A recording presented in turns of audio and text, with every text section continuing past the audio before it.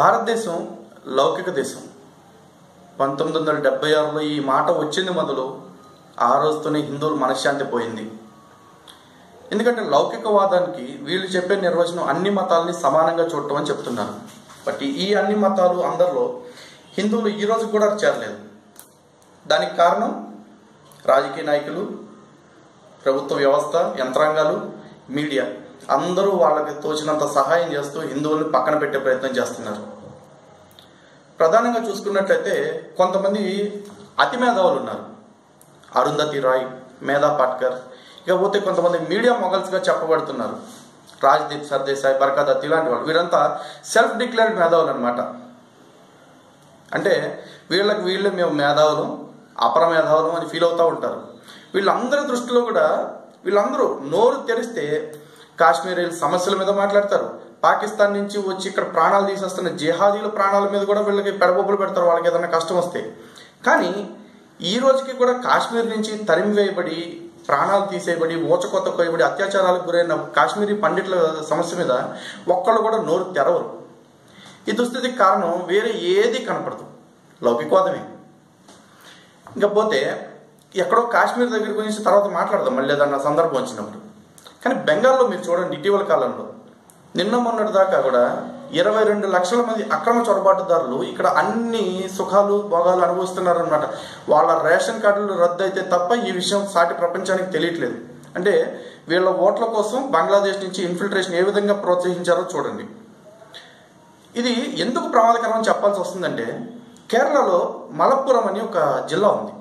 ఆ జిల్లాలో ఇప్పటి ముస్లిం జనాభా 70%. అక్కడ రీసెంట్గా వచ్చిన ఒక పద్ధతి ఏంటో తెలుసా? ఏ హిందూ అయినా తన అవసరార్థం లేదంటే తను వేరే చోటకి వెళ్ళిపోతూ కానీ ఇల్లు అమ్ముకోవాలంటే వాడికి అక్కడ ఉన్న తోటి హిందూకి ఇల్లు అమ్ముకునే హక్కు లేదు. ఎందుకో తెలుసా? లౌకికవాదమే. మళ్ళీ దీన్ని మీరు సంతోషంగా చెప్తున్నాను అని అనుకోకండి, కళ్ళమ్మట ఏడవలేక నవ్వుతూ చెప్తున్నాను అనమాట. అదేవిధంగా మరి మన ఇంకోటి ఏదో ఉందండి, తమిళనాడులోని వేలూరులో కూడా ఇంచుమించు ఇదే పరిస్థితి ఉంది. ఇకపోతే కాశ్మీరులపై ఇంత ప్రేమ చూపిస్తున్నారు. కాశ్మీర్లో ఉండే జిహాదీ ముఠాలు, లేకపోతే కాశ్మీర్లో ఉంటూ ఆజాదీ పేరుతో అడ్డమైన వేషాలు వేస్తున్న యదవలందరినీ కూడా ఈ సెక్యులర్లు, రేషనలిస్టులు చాలా విపరీతంగా వెనకేసుకొస్తూ ఉంటారు. వాళ్ళ ప్రాణానికి వాళ్ళకి ఏదన్నా ఒంటికి గాయమైతే వీళ్ళ కంట్లో గాయమైనంతగా బాధపడిపోతున్నారు. కానీ మరి అక్కడి నుంచి తరిమివేయబడి సొంత ఇంటి నుంచి పంపించేబట్టి కాశ్మీరీ పండితుల బాధల గురించి మాట్లాడే మొహాలు లేరా? మాట్లాడరు. ఇంకా పోతే బృందాకారత్, ఈవిడ కమ్యూనిస్టు వ్యవస్థలో చాలా పెద్ద నాయకురాలు. ఆవిడకి ఇటీవల కాలంలో భారత్ లుంచిస్తాన్లా కనిపిస్తుందంట. అంటే ఇక్కడ ఊచకోతలు కోయబడుతున్నాయంట. మరి అంత భయపడే మహాతల్లి, నువ్వు ఎందుకమ్మా ఇక్కడ బతకటం? ప్రశాంతంగా ఉండే దేశాలు ఎత్తుకుంటూ పోవచ్చు కదా. భారత్ గురించి నువ్వు నోటుకు వచ్చినట్టు మాట్లాడుతుంటే ఇక్కడ చేతకాని వ్యవహారంలో చూస్తా కూర్చుంటారు అనుకుంటున్నావా? మన శ్రీమతి ప్రియాంక వధేరా గారు, ఆవిడకైతే ఏకంగా గోరక్షల పేరుతో జరుగుతున్న హత్యలు చూసి రక్తం మరిగిపోతుందంట. మరి బెంగాల్లో రోజు రోజు భంగపడుతున్న హిందువుల బతుకుల మీద నీకు ఎప్పుడు కోపం రాలేదా ప్రియాంక గాంధీ? కేరళలో రోజుకు RSS కార్యకర్త హత్యకు గురవుతుంటే మీకు ఎవరికి ఉలుకు పలుకు లేదు కదా. కర్ణాటకలో ప్రశాంత్ పూజారిని నడి రోడ్డు మీద చంపేస్తే మీ నోళ్లు పెగలలేదు. రోజు రోజు దినదినం దిగజారుతున్న హిందువుల పరిస్థితి మీద నోరు పెట్టడానికి మీకు ఎవరికి నోరు రావట్లేదా? ఎందుకు ఈ పరిస్థితి? హిందువులంటే మీకు చులకనా, లేకపోతే హిందువుల ఓట్లు మీకు అవసరం లేదా, లేకపోతే వేరే ఏమన్నా కారణాలు ఉన్నాయా? విదేశాల నుంచి కానీ ఎక్కడి నుంచి అయినా మీకు ఏమైనా వస్తున్నాయా? హిందూ సమాజం కూడా ఒక్కసారి ఆలోచించాల్సిన పరిస్థితి వచ్చింది. అసలు లౌకికవాదం వైపు మనం పరుగులు తీయటం మొదలెట్టిన కాడి నుంచి ప్రతి హిందువు కూడా నేను హిందువుని కాదు, నేను లౌకికవాదిని, నాకు అన్ని మతాలు సమానం అంటున్నారు. అరే పిచ్చి వెదవల్ల, అన్ని మతాలు ఎందుకు సమానం అవుతాయి? మీ మత గ్రంథంలో కానీ మీ మతాల్లో కానీ ఎప్పుడైనా సరే తోటి మనిషిని చంపమని ఉందా? మతం కోసం యుద్ధం చేయమని ఎక్కడైనా చెప్పబడిందా? లేదు కదా. కానీ మీ చుట్టూ ఉండే అనేక మతాలు వాళ్ళ మత గ్రంథాల్లో చాలా క్లియర్గా వాళ్ళకి ఇన్స్ట్రక్షన్స్ ఉన్నాయి. నీ దేవుడిని తప్ప వేరే దేవుళ్ళని పూజ చేసే వాళ్ళని చంపేమని. వాళ్ళకి బలం లేక వాళ్ళు ఈరోజు కుక్కిని పిల్లల్లో ఉన్నారు. ఒక్కసారి వాళ్ళ బలం పెరిగిన తర్వాత విశ్వరూపం చూపిస్తారు. లౌకికవాదం అంటే ఏంటనుకుంటున్నావు? కేవలం హిందువులు మెజార్టీగా ఉన్నంత కాలం మాత్రమే అక్కడ లౌకికవాదం వెలుసులుతుంది ఆ ప్రాంతంలో. ఏ రోజైతే హిందువుల మెజారిటీ తగ్గుతుందో, ఏదన్నా ఒక్క మతం ప్రాబల్యం అక్కడ పెరిగిన రోజున అక్కడ లౌకికవాదం ఉండదు, వేరే మతవాదం కూడా ఉండదు.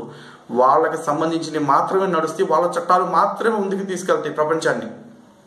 ఈ పరిస్థితి భారతదేశంలో రాకూడదు. భారతదేశం దాకా వెళ్ళారు. భారతదేశం కాదు, ఆంధ్రప్రదేశ్ చూద్దాం. నిన్న మొన్నటి దాకా కూడా ఆంధ్రప్రదేశ్లో ప్రతి క్రైస్తవ బోధకుడు శాంతి ప్రేమ అని మాట్లాడారు. ఇవాళ ఒక కుక్క జాన్ బెన్నీ కొత్తెంగడు మన దేవుళ్ళు అంటే పరిపూర్ణానంద స్వామిని అరే ఒరే అంటూ తొలనాడుతూ మాట్లాడాడు. వాడు ఒరే వెధవ, నువ్వు బుద్ధి తెచ్చుకో అని చెప్పి 4 మాటలు చెప్తే వాడు బుద్ధి తెచ్చుకోకపోగా ఎక్కడో కువైట్లో ఉండే ఒక బాగా బలిసిన ఊరపల్లిని తీసుకొచ్చి ఉసిగొల్పి వాడితో తిట్టిస్తున్నాడు. అంటే ఒక్కసారి హిందూ సోదరులారా ఒక్కసారి ఆలోచించండి, ఎక్కడికి వెళ్తున్నాం మనం? ఇవాళ వీళ్ళు 4%, 4.5% ఉన్నామని చెప్పుకుంటున్నాయి. ఈ రకంగా మాట్లాడితే ఇదే జనాభా వీళ్ళు 20%, 30%, 40% చూడండి.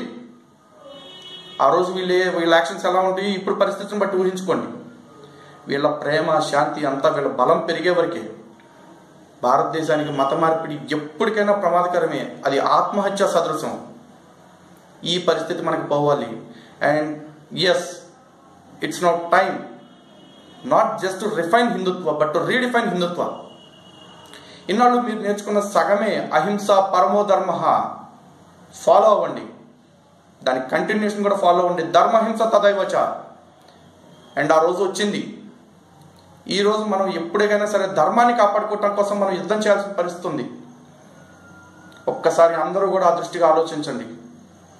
మీరు మారతారని, హిందుత్వానికి చేయూతనిస్తారని ఆశిస్తూ జై శ్రీరామ్, జై